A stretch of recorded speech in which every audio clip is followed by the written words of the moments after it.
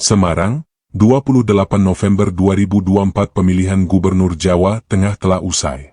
Dengan hasil akhir menunjukkan kekalahan Andika, salah satu kandidat kuat yang sebelumnya diprediksi dapat bersaing ketat. Hasil ini menegaskan dominasi pasangan Lutfi dan Tak Yassin yang didukung oleh koalisi partai besar dan memiliki rekam jejak kuat di Jawa Tengah. Sementara itu, kampanye Andika dinilai tidak mampu menjangkau seluruh segmen masyarakat, terutama di daerah pedesaan yang menjadi basis suara penting di provinsi ini. Besarnya dominasi mesin politik koalisi pengusung Lutfi dan Tak Yassin sebesar kurang lebih 75%, yang didukung oleh political endorsement Jokowi dan Prabowo. Dukungan itu memberikan pesan politik kuat bagi simpul-simpul kekuatan politik, termasuk para donor logistik untuk all out memenangkan pasangan Lutfi dan Tak Yassin. Kekalahan PDIP di Pilgub Jawa Tengah menjadi sorotan besar mengingat provinsi ini selama bertahun-tahun dikenal sebagai lumbung suara partai tersebut. Para pengamat politik menyebutkan beberapa faktor yang berkontribusi terhadap kekalahan ini, antara lain. 1. Kemunduran basis massa tradisional. Jawa Tengah selama ini menjadi basis tradisional PDIP, namun perubahan demografi dan preferensi politik masyarakat mulai terjadi.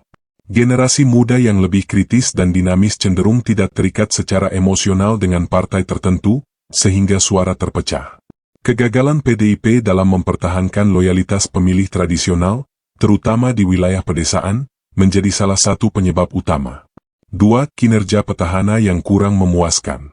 Jika petahana yang didukung PDIP dianggap kurang berhasil menangani isu-isu lokal seperti pengangguran, pembangunan infrastruktur, atau kesejahteraan petani, hal ini menciptakan rasa tidak puas di kalangan masyarakat. Ketidakpuasan ini memicu masyarakat untuk mencari alternatif kepemimpinan dari kandidat yang bukan bagian dari jaringan PDIP. 3. Strategi kampanye yang tidak efektif. Kampanye PDIP di Pilgub Jateng dinilai kurang inovatif dan terkesan mengandalkan popularitas partai semata. Sementara itu, lawan politik berhasil memanfaatkan pendekatan yang lebih personal, menggunakan isu-isu lokal yang relevan, dan mengoptimalkan penggunaan media sosial untuk menjangkau pemilih muda. 4. Soliditas dan koalisi lawan. Koalisi lawan dinilai lebih solid dan terorganisasi, baik di tingkat elit maupun akar rumput. Lawan politik mampu membangun narasi yang menarik perhatian pemilih, terutama mereka yang merasa terpinggirkan oleh dominasi PDIP. 5. Kandidat yang kurang kompetitif. Kandidat yang diusung PDIP dianggap tidak memiliki daya tarik yang cukup kuat dibandingkan dengan lawan.